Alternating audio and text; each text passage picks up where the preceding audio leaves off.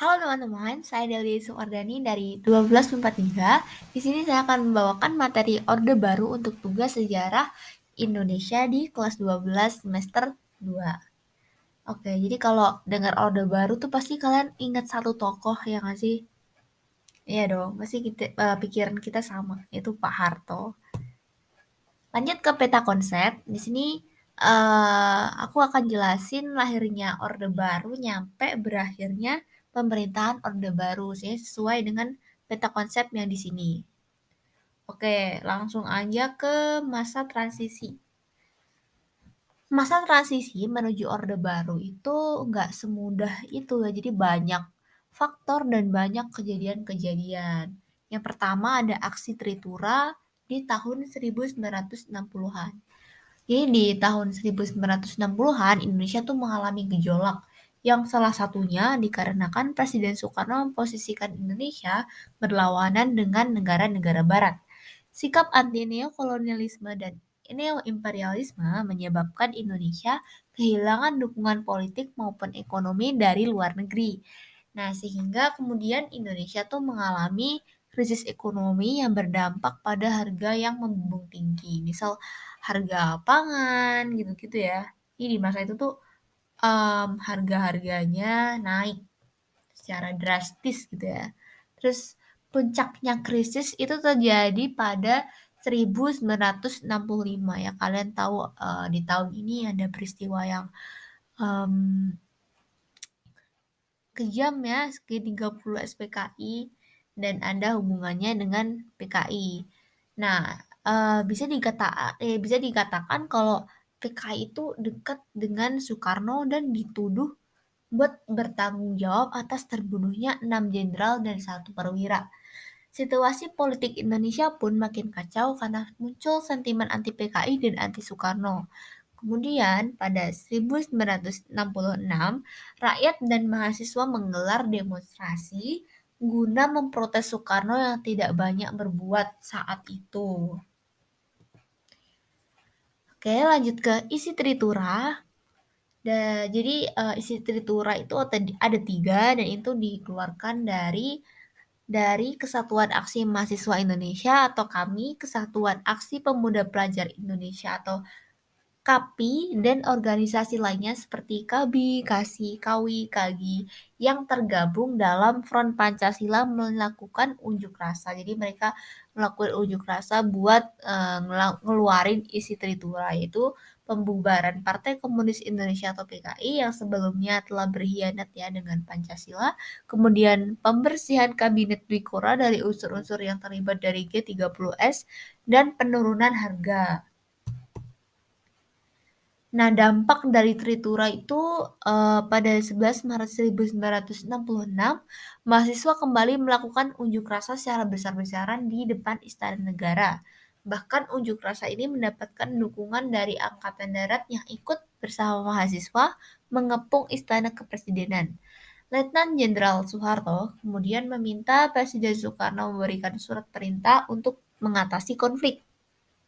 Nah, Presiden Soekarno akhirnya memberikan surat perintah kepada Lejen Soeharto yang kemudian dikenal dengan nama Surat Perintah 11 Maret atau Super Semar. Ini pasti kalian tahu ya, udah pernah dengar namanya Super Semar.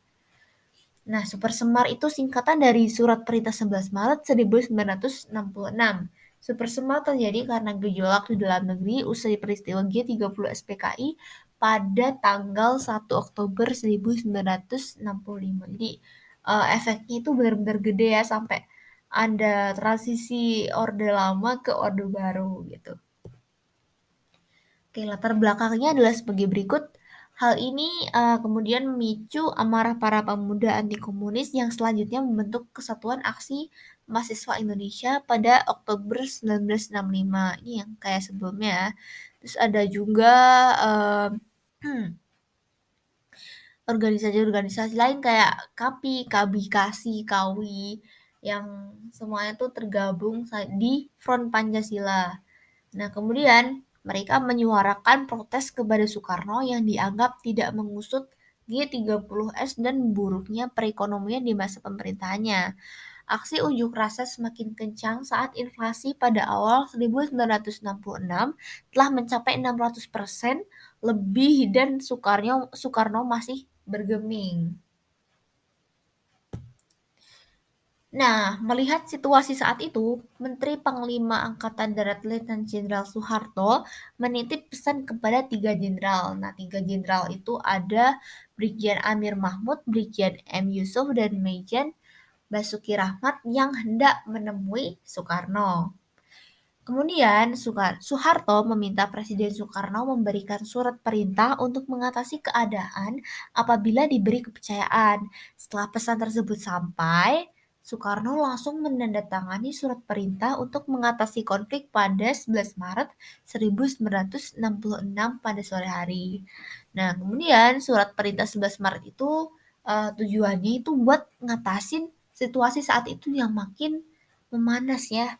Nah, setelah Super Semar dikeluarkan sama Presiden Soekarno, Soeharto kemudian mengambil sejumlah keputusan lewat Surat Keputusan Presiden nomor sekian pada tanggal 12 Maret 1966 atas nama Presiden atau Panglima Tertinggi ABRI atau Mandataris EPRS PBR.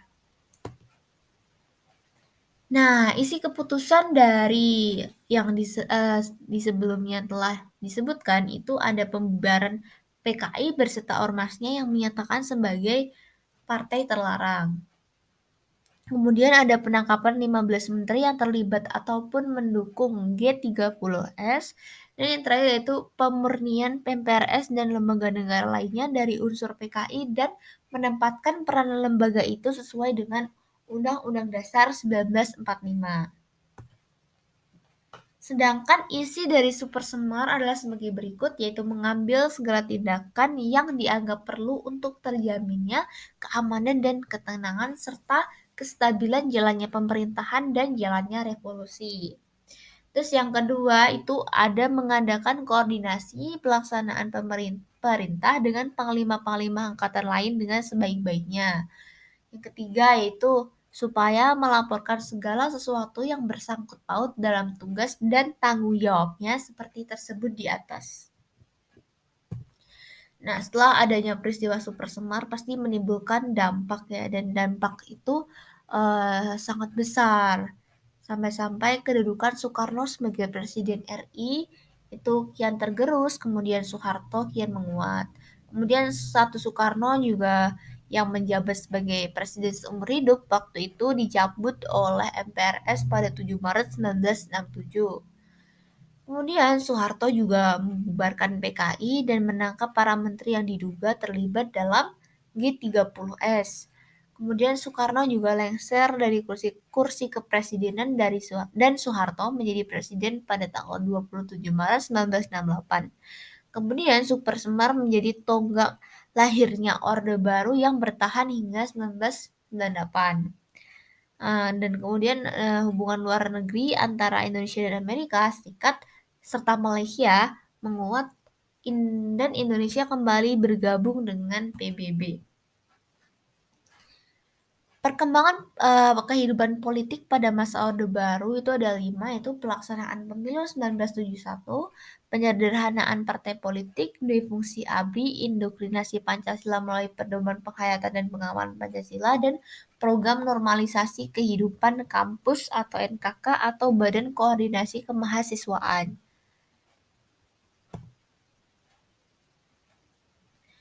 Kemudian untuk hubungan luar negeri ada Indonesia kembali menjadi anggota PBB, kemudian bergabungnya Timur Timur dengan Indonesia, memperkuat kerjasama regional dan internasional, dan pemulihan hubungan diplomatik dengan Malaysia dan Singapura, dan pemutusan hubungan dengan Tiongkok. Ciri sistem politik Orde Baru adalah sebagai berikut. Yang pertama adalah dua fungsi ABRI. Difungsi adalah suatu doktrin di lingkungan militer Indonesia yang menyebutkan bahwa TNI memiliki 2 tugas, yaitu menjaga keamanan dan ketertiban negara serta memegang kekuasaan dan mengatur negara. Yang kedua ada konsep masa mengambang. Artinya itu memberlakukan konsep masa mengambang sebagai dasar pembangunan politik di daerah pedesaan, penyederhanaan jumlah partai politik di Indonesia, dan memberlakukan Pancasila sebagai asas tunggal bagi seluruh partai politik atau parpol dan organisasi massa atau ormas yang ada di Indonesia. Kemudian yang ketiga yaitu korporatisasi negara, yaitu pemerintah Soeharto menerapkan kebijakan korporatisasi negara atau state corporatism, kelompok-kelompok masyarakat dari berbagai unsur seperti buruh, pers, perempuan, kelompok profesi, dan organisasi keagamaan dikooptasi dan ditempatkan ke dalam wadah-wadah tunggal sebagai ormas kepanjangan tangan pemerintah. Yang keempat yaitu sentralisasi pemerintahan, yaitu peranan pemerintah pusat sangat menentukan dan pemerintahannya sebagai kepanjangan tangan pemerintah pusat. Akibatnya, terjadilah ketimpangan ekonomi antara pusat dan daerah. Yang kelima yaitu program bantuan luar negeri. Melalui lembaga IGGI, pemerintah telah berhasil mengusahakan bantuan luar negeri di samping mengadakan penangguhan dan peringanan syarat-syarat pembayaran kembali utang-utang peninggalan Orde Lama. Yang terakhir yaitu sistem semi perwakilan, yaitu menerapkan sistem kepartaian yang mengacu pada Undang-Undang Nomor 3 Tahun 1985 diyakini telah menghasilkan kestabilan politik yang dicita-citakan sejak awal Orde Baru. Namun, sistem tersebut memperlihatkan keterbatasan dalam menampung aspirasi masyarakat yang lebih luas dan terus berkembang. Perkembangan kehidupan ekonomi pada masa Orde Baru itu sebagai berikut. Yang pertama itu pemerataan pembangunan yang hasil-hasilnya menuju kepada terciptanya keadilan sosial bagi seluruh rakyat Indonesia. Yang kedua itu pertumbuhan ekonomi yang cukup tinggi dan stabilitas ekonomi yang sehat dan dinamis. Di sini ada 3 langkah pembangunan ekonomi, yaitu yang pertama, berusaha mengembalikan kepercayaan pihak luar negeri dengan menjadwalkan kembali pelunasan utang luar negeri. Yang kedua itu pengendalian inflasi yang tidak terkontrol melalui program impor komoditas besar-besaran yang dibiayai oleh pinjaman-pinjaman hasil negosiasi. Terus yang ketiga yaitu mengundang investor sebesar-besarnya, terutama investor asing, untuk mendorong pertumbuhan ekonomi. Nah, ini ada kebijakan ekonomi yang dikeluarin pada masa Orde Baru dari Pelita 1 nyampe Pelita 6. Ini bisa dibaca sendiri dari tahun 1969 sampai 1994. Bekerja sama dengan negara-negara barat dari lembaga keuangan seperti IMF dan Bank Dunia itu. Ciri-cirinya ya, dengan melibatkan para teknokrat dari Universitas Indonesia, Soeharto akhirnya memperoleh pinjaman dari negara-negara barat dari lembaga keuangan seperti IMF dan Bank Dunia. Yang kedua itu memberlakukan Undang-Undang Penanaman Modal Asing atau PMA dan Penanaman Modal Dalam Negeri atau PMDM. Dua undang-undang yang dimaksud yaitu Undang-Undang Nomor 1 Tahun 1967 tentang penanaman modal asing dan Undang-Undang Nomor 6 Tahun 1968 tentang penanaman modal dalam negeri. Ini dibuat untuk membuka perekonomian dan menggiatkan kembali usaha-usaha swasta. Yang ketiga itu ada pemulihan di bidang ekonomi mulai 1966 sampai 1973. Tujuan dasar dari kebijakan Orde Baru adalah pembangunan ekonomi. Negara dengan bergabung kembali ke dalam jajaran ekonomi dunia, yaitu menjadi anggota IMF, menjadi anggota PBB kembali, dan anggota Bank Dunia pada kurun waktu akhir tahun 1960-an. Pertumbuhan ekonomi dan intervensi pemerintah 1974 nyampai 1982 itu sebagai berikut. Kebijakan Orde Baru tetap menjaga pertumbuhan ekonomi tahunan yang cepat di atas angka 5%. Indonesia saat itu juga mendapat keuntungan secara signifikan dari perdagangan minyak di tahun 1970-an sehingga sektor publik mampu berperan besar dalam perekonomian dengan berinvestasi dalam pembangunan daerah, sosial, infrastruktur, dan mendirikan industri dalam skala besar. Kemudian ekspor dan deregulasi sejak 1983 sampai 1996. Hutang luar negeri bertambah dengan jatuhnya harga minyak sejak awal 1980-an dari posisi mata uang pada tahun 1985 sehingga pemerintah harus melakukan berbagai kebijakan Orde Baru untuk memulihkan kondisi makroekonomi. Nah, yang terakhir ada berakhirnya pemerintahan Orde Baru. Tahun 1997 sampai 1998 itu merupakan masa kelam bagi Indonesia, yaitu dengan anjloknya perekonomian nasional disusul dengan berakhirnya rezim Orde Baru dan Presiden Soeharto mundur pada 21 Mei 1998 karena besarnya gelombang demonstrasi di berbagai daerah. Nah, kemudian Orde Baru yang berusia 3 dasawarsa lebih ambruk diterjang badai krisis moneter yang melanda negeri sejak 1997 yang berkembang menjadi krisis ekonomi dan krisis multidimensi. Hal ini menyebabkan kepercayaan terhadap pemerintah berkurang yang menyebabkan Presiden Soeharto mengundurkan diri sebagai Presiden Republik Indonesia. Dengan pengunduran diri Soeharto menandai berakhirnya masa Orde Baru. Ya, materi kali ini sampai di sini aja. Makasih udah dengerin sampai akhir dan sampai jumpa di video selanjutnya.